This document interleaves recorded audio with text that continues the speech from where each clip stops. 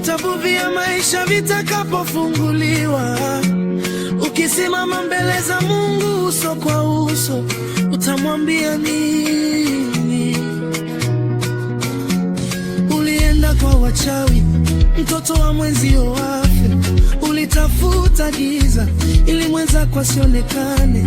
Ulifanya uchawi jirani apate majeraha, ukafurahia machozi yake ukiona anamika. Ulienda kwa wachawi ili ukapate mali za haraka, ukasahau kuwa baraka utoka kwa Muumba. Ulifanya uchawi jirani ateseke na magonjwa, ukadhani hakuna Mungu anayeyaona yote. Ulienda kwa waganga ndugu yako afilisike, ukafunga njia zake maisha yake yasimame, ukachimba mashimo ya siri usiku wa manane, lakini ukasahau kuna Mungu wa milele. Ulijaa chuki moyoni, ukapanda mbegu za uovu, ukawinda maisha ya watu kwa nguvu za giza. Sasa siku ya hukumu ikifika mbele ya Bwana, atakuuliza utamwambia nini? Atakapokuuliza ulifanya nini duniani, utamwambia nini? Kwa miaka yote aliyokupa kuishi, utamwambia nini? Ulieneza upendo au ulipanda maovu? Utamwambia nini mbele ya Mungu wa kweli?